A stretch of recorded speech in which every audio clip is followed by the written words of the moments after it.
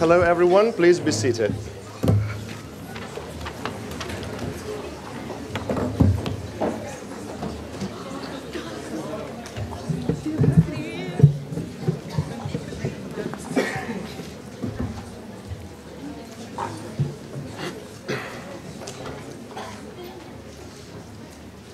Okay. Right. Good afternoon again. It's great to have you here.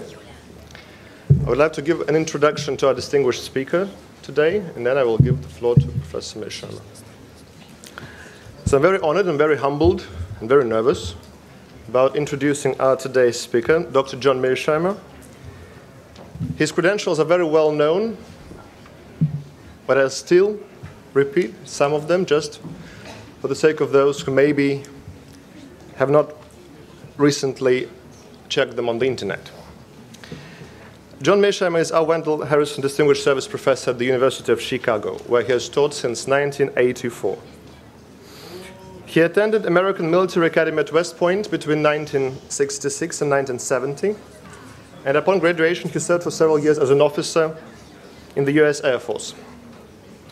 He earned his master's degree in international relations from the University of Southern California and his PhD from Cornell University. Before joining the faculty of the University of Chicago, he worked as a research fellow in Brookings Institution and at Harvard University. In 2003, he was elected to the American Academy of Arts and Sciences, which is the US oldest and most prestigious honorary societies. Professor Mearsheimer has written scores of influential articles, opinion pieces, and, of course, a number of highly influential books to include Conventional Deterrence, The Tragedy of Great Power Politics, The Israel Lobby and the US Foreign Policy, and the latest one, Why Leaders Lie, The Truth About Lying in International Politics. Professor Mearsheimer is the giant within the political science community. He is not only closely associated with the tradition of political realism, the theory of international relations, he is also the most revered authority within this school of thought. He is often referred to as Mr. Realism. His views regarding states' behavior and the nature of the international system are very well known and worthy of our most serious consideration. He's one of the most sought-after speakers on the issues of American foreign policy, as not only he is candid, insightful, and entertaining, but also very provocative. Professor Mearsheimer is not only the most influential theorist, or one of the most influential theorists in IR of the 20th and 21st century, he's also one of the most influential voices on perspectives and assumptions regarding the current foreign policy of the United States and the public debate in the US regarding the US-China relations, the Ukraine crisis, and the current situation in the Middle East. I'm sure that this series of talks to take place in the MGIMO University this week will give us much to ponder and discuss. So without further ado, I please ask you to welcome Professor Mearsheimer.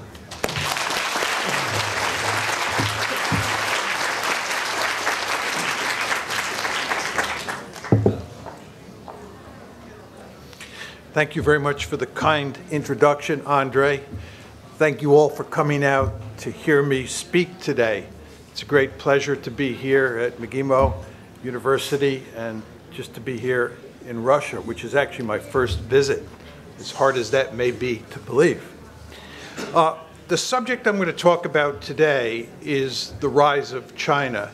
And to be more specific, I'm going to ask the simple question, can China rise peacefully?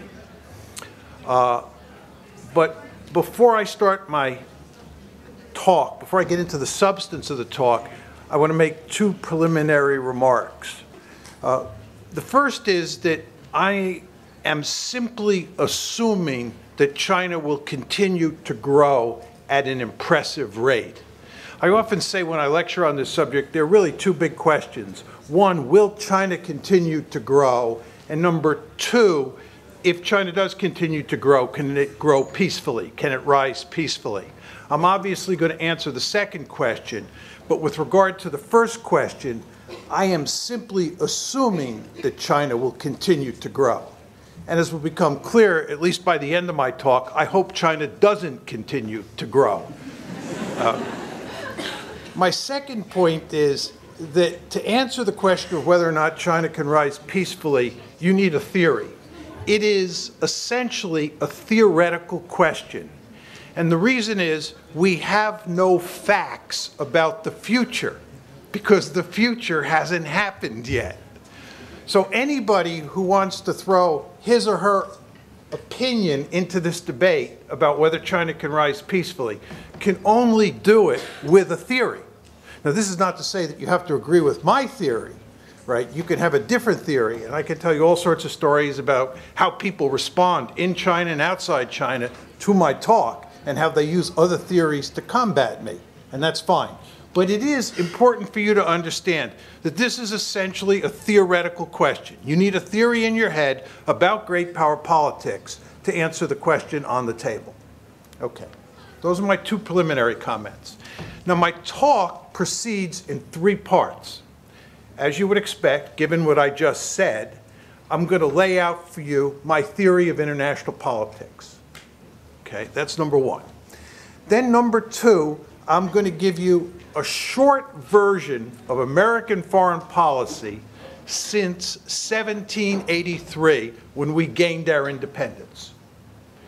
And what I want to do in giving you that short description of American foreign policy is convince you that the Americans have behaved according to my theory. Okay? Because I want to give you confidence that my theory has explanatory power. No theory is perfect, but it is important that a theory be able to describe big cases. So the second part of my talk is about American foreign policy from 1783 up until the present. And again, I'm going to make the argument that the United States has basically behaved according to my realist theory, which is the first part of my talk. Then the third part of my talk is I'm going to talk about how China is likely to behave if it continues to grow. And of course, my argument is that China will imitate the United States. The basic argument that I'm going to make is that China will try to dominate Asia the way the United States dominates the Western Hemisphere. And in a sense, what I'm saying is that China will also act according to my theory. Because China imitating the United States, if the United States acts according to my theory, everything fits together very neatly. And that makes me very happy. Okay? So those are the three parts. Oh, by the way, when I talk about China rising and what China will do, I will also talk about how the United States and China's neighbors will respond to China's rise. Okay? And of course, when I talk about how the United States will behave in the face of China's rise, it should be consistent with the second part of my story, which has to deal with American foreign policy from 1783 up to the present. Okay, let's start with the theory. As many of you know, I start with 5 simple assumptions about the international system. I'm a structural realist. I believe that the structure of the system, the way the international system is organized, its architecture, determines, not completely, but in large part, how states behave. Whether you're a Russian, whether you're Chinese, whether you're American, you just have to do certain things because we all operate in the same system. So this system has 5 characteristics. And you take those 5 characteristics and you put them together and you get certain forms of behavior. That's my story. So let me lay out the 5 characteristics, or what I sometimes call the 5 assumptions. The first, which you all know about, is that the system is anarchic. Anarchic means there's no higher authority that sits above states. The opposite of anarchy is hierarchy. In English, anarchy sometimes means murder and mayhem, killing, wild and crazy, goings on. That's not what anarchy means here. Anarchy simply means that there's no higher authority in the system. In effect, the system is comprised of states that are like pool balls on a table. Some of those pool balls are bigger than the others, but nevertheless, they're all just pool balls with no higher authority. It's an anarchic system. The second assumption is that all states have some offensive military capability. This is not to say that all states have lots of offensive military capability, but the truth is a country like Guatemala, a country like Mongolia, a country like Thailand, a country like Belgium, it has some offensive military capability. But that's nothing compared to, say, the United States, Russia, France, Britain, Israel. These are countries that have a lot of military capability. But all states have some military capability. Okay? The third assumption, which is of enormous importance, has to do with intentions. Okay? Remember, the second assumption had to do with capabilities, and the third assumption has to do with intentions. And whenever you look at another state, what you always want to know is what are its capabilities and what are its intentions. So the third assumption has to do with intentions. And the assumption there is that you can never know for certain the intentions of another state. Now, why is that the case? It's because intentions are inside people's heads, and you can't see them, and you can't measure them. Capabilities are very different. Capabilities are material things. They're material entities that you can see, and you can count, and you can assess. Let me give you an example. When I was your age, the Cold War was going on. And I, being an American, spent a lot of time thinking about the Soviet Union. And we used to pay a lot of attention to Soviet capabilities and Soviet intentions. It was never difficult in an era of spy satellites to figure out what kind of capabilities the Soviets had. We could count how many armored division equivalents they had. We could count how many SS-18s they had. We knew how many MIRVs they had on their SS-18s. We could count how many aircraft carriers, how many attack submarines. It was never difficult to figure out what Soviet capabilities were in any meaningful way. Soviet intentions, we had huge debates, which continue to this day, about whether the Soviet Union was a highly aggressive state, a status quo state, or what have you. Who knew what was in the head of Nikita Khrushchev? Who knew what was in the head of Brezhnev? Who knew who had his ear? Who knew who the 3 or 4 people were at the table who decided what Soviet foreign policy really was? We could never reach agreement. So there was always uncertainty about intentions.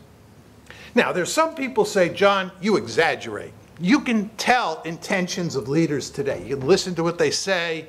You can watch what they do, ... I have all sorts of counter-arguments to knock that down. But let's assume they're correct. My response to that is to say that even if you believe that you can know the intentions of states today, there's no way you can know the intentions of another state in the future, because you don't even know who's going to be running China in the year 2020, who's going to be running Russia in the year 2025, who's going to be running the United States in 2030. In fact, if you think of it, one of you may be running this place 25 years from now. And who knows what your intentions will be. So you can never know future intentions. The best way to highlight this is to use an example that has nothing to do with international relations and has to do with the subject of marriage and divorce. Anytime 2 people get married, they inevitably think that the person that they're marrying is wonderful and that the 2 of them are going to live happily ever after. But as you know, in the Western world and in places like Russia, there's a very high level of divorce. That means a lot of people ended up marrying someone who they thought would have benign intentions towards them forever, but did not. It's very depressing to think about this. But if you get married, the truth is you can never be absolutely certain that the person you're marrying will not turn out to be Attila the Hun. It's really depressing, but you can never be certain. This gets at the essence of the problem of uncertainty about intentions. So I've given you three assumptions. One, the system is comprised of states and it's anarchic. Very simple. Second, all states have some offensive military capability, some more than others. Number three, you cannot be certain about the intentions of other states. I didn't say you could be certain that other states would have bad intentions. The starting assumption is you just can't be certain whether they'll be good or bad. Fourth and fifth assumptions are very simple. The fourth assumption is that the principal goal, not the only goal, the principal goal of states is survival. And the reason that survival is the principal goal is that if you don't survive, you can't pursue any of the other goals. Go read Hobbes's Leviathan, right? Hobbes tells you the one thing everybody agrees on in the state of nature is that survival is the number one goal, right? You got to survive because you can't pursue the other goals. Fifth assumption is that states are basically rational actors. They're strategic calculators. States are pretty good at figuring out what is the best way to maximize their prospects of survival in the system. Okay, those are the five assumptions. You take them, you put them in the blender, you hit the on switch, and you mix them up. You get three forms of behavior. The first form of behavior that you get is fear. States in this system fear each other. And they fear each other for two reasons. Two reasons. Number one is you may end up next door, living near a state that has a lot of power and malign intentions. It's like to say you may end up living next door to Nazi Germany or Imperial Japan, right?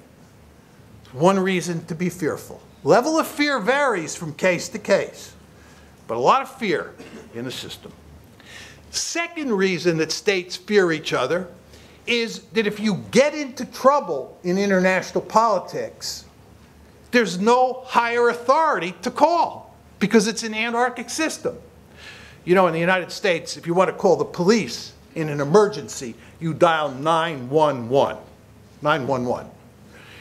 I like to say, if you dial 911 in international politics, you know who's at the other end? Nobody. There's nobody at the other end, right? And in a system like that, there's a certain level of fear ingrained in every state. That's the first form of behavior, fear. Second form of behavior is self-help. You understand when you operate in an anarchic world that the best way to survive is to take care of yourself. It's a self-help world. As my mother used to say when I was a little boy, God helps those who help themselves. God helps those who help themselves.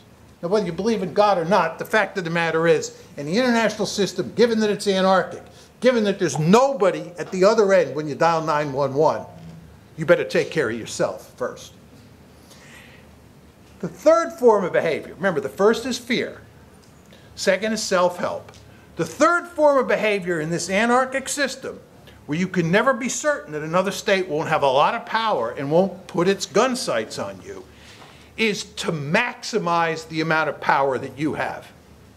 You want to be very powerful. As I often say to American audiences, how many of you go to bed at night worrying about Mexico or Canada or Guatemala or Costa Rica attacking the United States? It's unthinkable. You want to know why? Because we are Godzilla. We are incredibly powerful. Nobody would dare attack us in the Western Hemisphere. It's the best situation you can have. You want to be really powerful. In an anarchic system where you can never be certain about the intentions of other states, and some states may end up having a lot of power, right? You want to make sure you have more power than they do. Why? Because you're offensively oriented? No, because it's the best way to survive in an anarchic system. That's the argument. Now the question becomes, what does it mean to be the most powerful state in the system? My argument is that it's impossible to be a global hegemon. The globe is just too big. The planet is just too big. And there's too much water. The best that you can do is to be a regional hegemon. You can dominate your region of the world, number one. But number two, you want to make sure that no other great power dominates its region of the world. Okay? Now, you may be asking yourself, why is it important that you not allow another country to dominate its region of the world? I'll give you a quick answer and then I'll explain. Because if another country dominates its region of the world, it's free to roam into your backyard. Now you're saying to yourself, what exactly is he talking about? I often say to American audiences, have you ever thought about why the United States is wandering all over the planet, sticking its nose in everybody's business, deploying military forces here, there, and everywhere?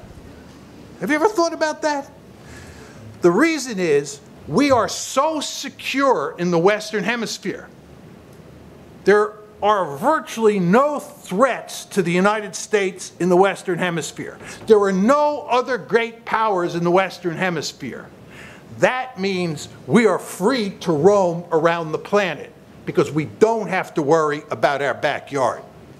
To go to China, to get way ahead of myself, if China completely dominates Asia, it's free to roam. The United States wants a situation where China has to worry about its neighbors. Because if it has to worry about its neighbors, it has to concentrate on Asia. The United States did not want Imperial Germany or Nazi Germany or the Soviet Union to dominate Europe, because then it would be free to roam into the Western Hemisphere, into our backyard. We wanted the Soviets to have to worry about Western Europe, to worry about NATO. We wanted Germany to have to worry about the Soviet Union, before that Russia, to worry about France, to worry about England, because then it's not free to roam. So the story I've told you is, starting with those 5 assumptions, the ideal world for any great power is to be a regional hegemon, to dominate your area of the world, number one. And number two, make sure there is no other regional hegemon on the planet. In the Pentagon, they call this a peer competitor. You don't want a peer competitor. Okay? That's the basic theory. Now, let me switch to the second part of my talk, which is to describe American foreign policy from 1783 up to the present. And what I'm going to do is try and convince you that the United States has behaved according to that theory. As most of you know, when the United States first got its independence, it was comprised of 13 colonies, weak colonies, strung out along the Atlantic seaboard. What happened between 1783 and 1853 is that the United States marched across the continent from the Atlantic Ocean to the Pacific Ocean and murdered huge numbers of Native Americans, stole their land, went to war against Mexico in the 1840s, and stole what is today the southwest of the United States from Mexico. We invaded Canada in 1812. One of the main reasons we invaded Canada in 1812 was to make Canada part of the United States. The reason that Ottawa is the capital of Canada and Toronto is not the capital of Canada is that the Canadians expected, actually the British who were in charge at the time, expected us to pay a return visit sometime in the 19th century and try to conquer Canada. Today, what is the Caribbean would be part of the United States were it not for the slavery issue.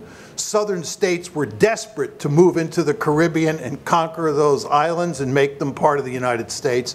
It was the slavery issue and the fact that northern states did not want any more slave-holding states in the Union that prevented us from going further south. The United States had a voracious appetite for conquest and annexation.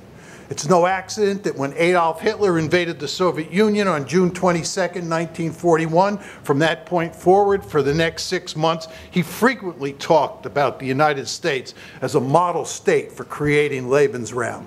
He often referred to the Volga River as his Mississippi. He understood that the United States was very successful at carving out a huge state in North America. What we also did was we were faced with a number of European great powers, in particular the British, the French, and the Spanish, who had empires in the Western Hemisphere. The United States in 1823 issued the Monroe Doctrine. President James Monroe basically told the European great powers, we're not powerful enough to throw you out of the Western Hemisphere now. We eventually will reach that point. We're going to throw you out, and we want you to know you are not welcome back here. This is our hemisphere, and distant great powers are not allowed in the Western Hemisphere. The vast majority of you are not old enough to remember the Cuban Missile Crisis in 1963, but it drove the United States mad that the Soviet Union thought about deploying missile forces in the Western Hemisphere, in Cuba. This is just simply unacceptable. And then later the Soviets were talking about building a naval base at Cienfuegos in Cuba. This is an absolute no-no. Distant great powers don't come into the Western Hemisphere. This is our hemisphere. Everybody better stay out. Right? So you see what we did to create hegemony in the Western Hemisphere is, number one, we conquered a huge piece of territory. And we would have conquered more if we could have. Right? And then we imported huge numbers of immigrants from Europe, and we created this very powerful state. And number two, we threw the European great powers out. The last act in that process was the Spanish-American War in 1898, where the Spanish Empire was finished in the Western Hemisphere. The British and the French were finished long before that. The United States was a hegemon by 1900. That was not done accidentally. The founding fathers and their successors knew full well what they were doing. They were creating a very powerful state. The last thing they wanted was a European great power in our backyard. This is our backyard. You're out, you stay out. But I told you there are two things that a great power wants to do. One is establish regional hegemony, and we did that. And the second is to make sure that you don't face a peer competitor. Well, the United States faced 4 peer competitors in the 20th century. And the United States played a key role in putting all 4 of those countries on the scrap heap of history. Imperial Germany, Imperial Japan, Nazi Germany, and the former Soviet Union. In 1917, we entered World War I, in part because we understood that Germany was on the verge of winning World War I. And the United States would not tolerate a Germany dominating all of Europe, because as I told you before, a Germany that dominates all of Europe is free to roam. So we entered World War I, and I believe we played the critical role in tipping the balance at the very end of the war against Germany. In World War II, we played the principal role for sure in defeating Imperial Japan in the Pacific half of World War II. And with regard to the European half of that war, the Soviet Union played the key role in defeating Nazi Germany. There is no question about that. The Soviet Union paid the blood price for defeating Germany between 1941 and 1945. But nevertheless, the United States played a very important role, and Britain played a very important role. We were determined to make sure that Nazi Germany did not dominate Europe, just as we were determined to make sure that Imperial Germany did not dominate Europe. And then came the Cold War. The United States played the principal role in containing the Soviet Union, both in Europe and in Asia, during the Cold War. And when the Soviet Union began to collapse, when the Cold War ended, the United States was perfectly willing to usher the Soviet Union to the scrap heap of history, because the United States doesn't like potential peer competitors. So the story I've told you here is that if you look at American foreign policy from 1783 up to the present, basically what you see is a situation where we acted according to my theory. We went to great lengths to establish regional hegemony by, number one, conquering huge amounts of territory and building a super powerful state, and number two, defeating any potential peer competitors that came about in the 20th century.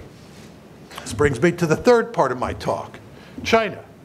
The question you want to ask yourself is, what is China likely to do if China continues to grow more and more powerful economically?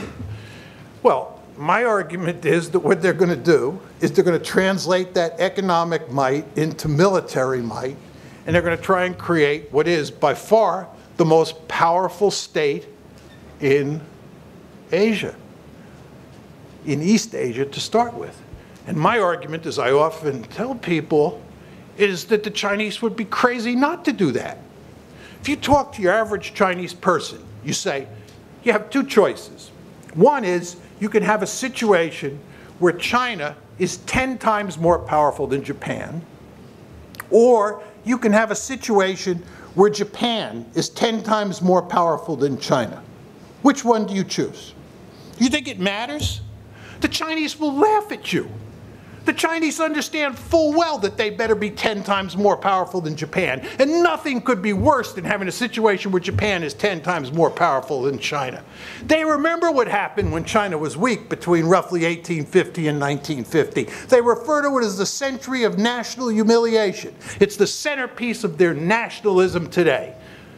Just go home and Google century of national humiliation if you have any doubts about it. The Chinese understand full well what happens when you're weak in international politics. Countries like the United States and countries like Japan, when they're more powerful than you, push you around.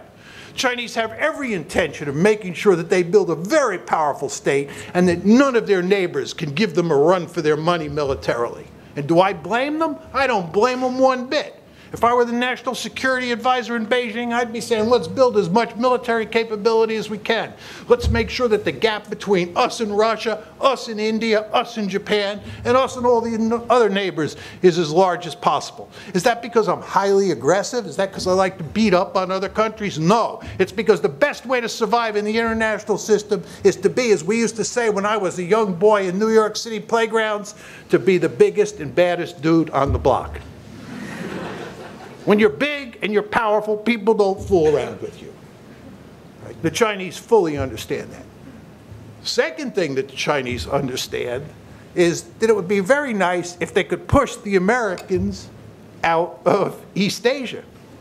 Do you think the Chinese are happy about the idea that the United States deploys all these military forces right on their doorstep, runs ships and aircraft right up their coast, up and down their coastline? You think the Chinese are happy about that? They're not.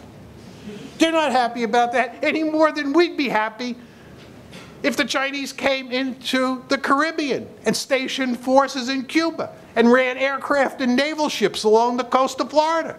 I told you about the Cuban Missile Crisis. We did not like the idea of the Soviet Union coming into the Western Hemisphere, right off our border in Cuba. We did not like that.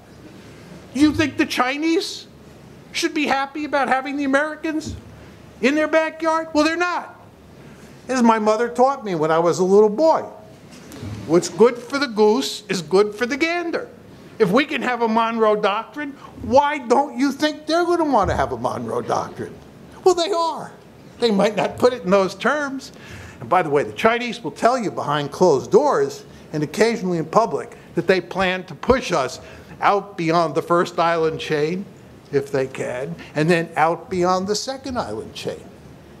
And my view is, if I were National Security Advisor in Beijing, I'd be very interested in pushing the Americans out beyond the second island chain. I'd be very interested in pushing them back to Hawaii and keeping them out of East Asia. Why would I, as a Chinese policymaker, want the Americans on my doorstep? Any more than why should I, as an American policymaker, want the Soviets or the Germans or the Chinese in the Caribbean? Very simple. Again, the structure of the system pushes states in this direction. So what I'm saying to you is, if you're surprised over how the Chinese are behaving in the South China Sea and in the East China Sea, and with regard to the Americans, with regard to the Japanese, you should not be. And it's going to get much worse. Because the power balance, remember, we're assuming that China is going to continue to grow. China is going to grow more and more powerful. And the more powerful it grows, the more it's going to push states around in Asia. Because it's going to try and dominate Asia the way that the United States dominates the Western Hemisphere. This brings me to the last part of the talk. How are China's neighbors, to include Russia, and the United States likely to react? Let me start with the United States. First of all, I told you what the theory says, and the empirical record is very clear here. We have 4 cases from the 20th century: Imperial Germany, Imperial Japan, Nazi Germany, and the Soviet Union. And I laid the theory out for you. We're not going to tolerate it. We're going to go to enormous lengths to prevent China from dominating Asia. This is what the pivot to Asia is all about. You remember when Hillary Clinton was Secretary of State in 2011, and she announced the pivot to Asia. The Obama administration dressed it up as some sort of benign move that had nothing to do with containment, right? The Chinese are not fools, and they understood full well what was going on. We're in the business of containing China. We're scared of China. You can't say that too loudly in Washington because people don't think it's politically correct at this point in time. But in Beijing, they understand full well what's going on. The United States is not going to tolerate a hegemon in Asia. It may ultimately have no choice. China has so many people that if its wealth approximates anything like the wealth of South Korea, Taiwan, or Hong Kong, it may be so powerful that we can't prevent it from dominating Asia. But in the meantime, we'll go to great lengths to prevent the Chinese from dominating Asia. And the historical record is clear on this.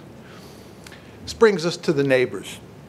You can already see the balancing coalition beginning to form. India, Japan, Vietnam, South Korea, Singapore. You're going to have a balancing coalition. And I believe, and I'll talk a bit more about this in a second, it will ultimately include the Russians. And it'll be a balancing coalition designed to help contain China, much the way we put together a balancing coalition in the Cold War to contain the Soviet Union. And the fact of the matter is that China's neighbors are more scared of China than they are of the United States, because the United States is 6,000 miles away across the Pacific Ocean. The United States is not a threat to conquer any territory in East Asia. China is the threat to its neighbors because it lives right next door. So you'll get a balancing coalition.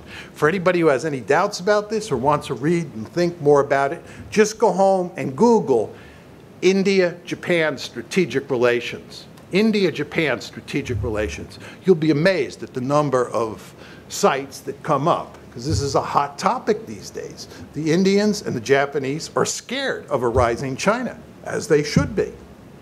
And they are thinking about different ways to contain the Chinese. Let me just say a few words about the Russians.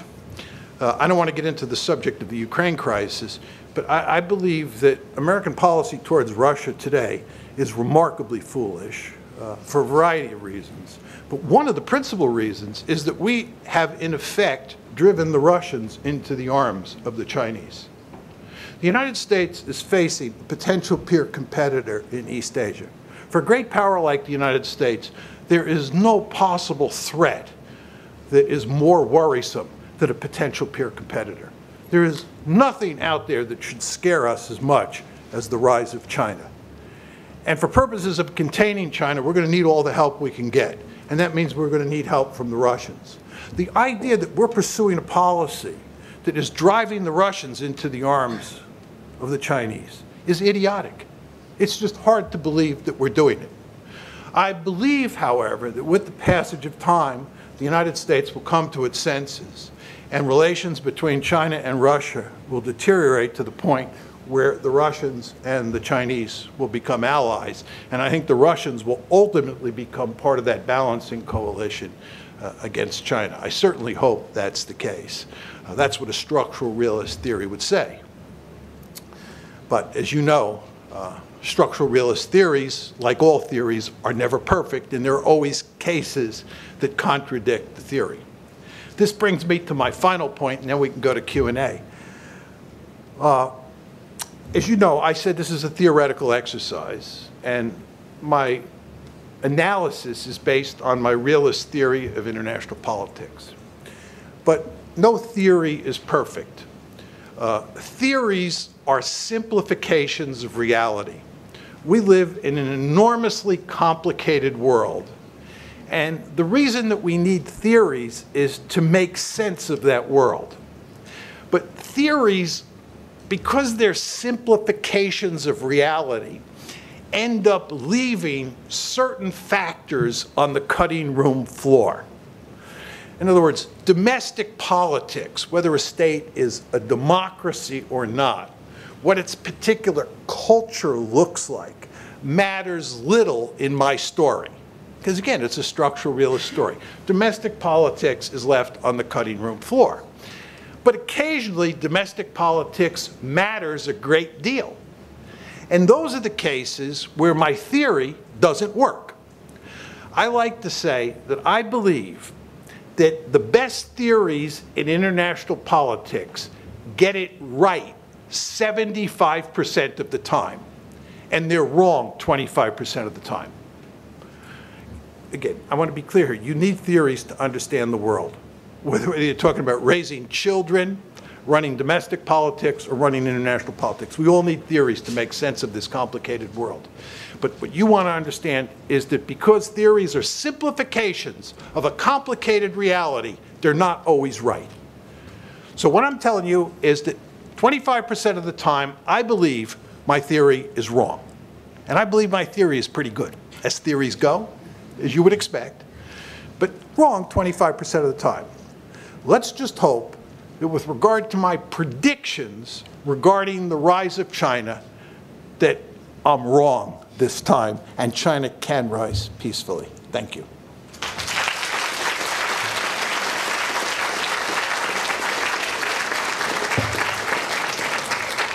I will gladly take questions, and I see they have microphones on the outskirts of the group, but I don't think most people are going to be able to get to those microphones without either killing themselves or somebody else in the process. So, oh, they're going to pass the microphones around. So if you just raise your hand, I'll try and call on as many people as I can. And if people would just identify themselves, stand up and identify yourself, and make sure you talk into the microphone so everybody can hear you. Thank you for such thought-provoking speech. My question is rather theoretical. Why are intentions of leaders are so important, since it's the structure of the international system that shapes the behavior of states? Okay. Did everybody hear the question? Yeah. Okay. A structural theory can focus on individuals, as this young woman indicated, and it can focus on particular states, okay, as long as the assumption about that individual, or those individuals, or the assumption about states applies to all states, or all individuals. Okay? In other words, if I said you could not be certain about the intentions of authoritarian leaders, but you could be certain about the intentions of democratic leaders, that would not be structural, because you're discriminating inside the black box or among individuals. But if you simply say, I am assuming that you cannot be certain about the intentions of any other individual or any other leader, then it's completely consistent with a structural theory. Let me give you another example. Some people have asked your question in a slightly different way. They've said, John, you say this is a structural theory, but you're talking about survival as the principal goal of all states. You're looking at leaders and you're saying their goal is survival. How can that be structural? You're focusing on the leaders of states. And my answer is, it can be structural as long as you assume that every unit in the structure is making the same assumption. Okay? So that's how you do it.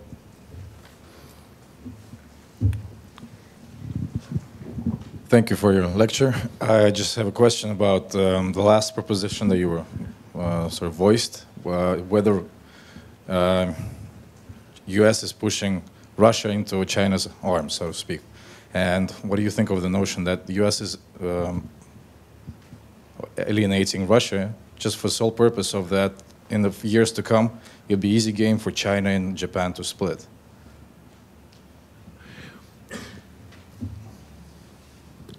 So if I understand your argument is that the United States is trying to weaken Russia so that China and Japan can take advantage of Russia? Yes, precisely. I don't think there's any evidence that the Chinese or the Japanese are interested in taking advantage of Russia in any meaningful way.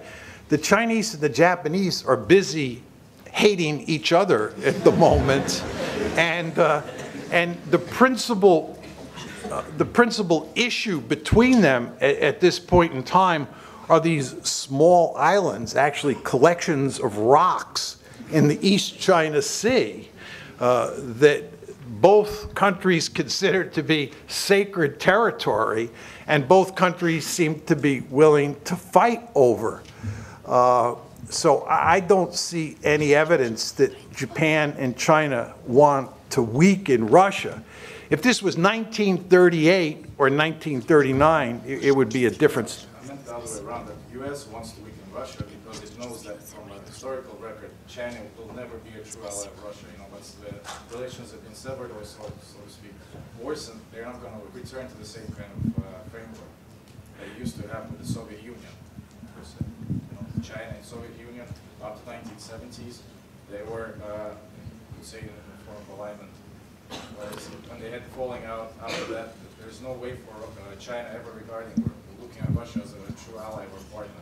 Yeah, I don't think so. I don't think the United States really knows what it's doing with regard to Russia, just more generally. I don't think it's that Machiavellian. Hello, Professor. Thank you for your lecture. Concerning China's relations with the West or the U.S., how much credibility do you give to the China's peaceful rise theory, which was official policy during Hu Jintao, and whether they perceived that they would seek hegemonic stability through harmonious international relations and so on, because the U.S. and China are mutually dependent with each other? Thanks. Well, there's no question that the Chinese are deeply interested in making the argument that they can rise peacefully. And furthermore, there's no question that the Chinese would like to rise peacefully. No country in its right mind would want to have a major war with any of its neighbors or with the United States, or even have terrible relations with the Americans over time.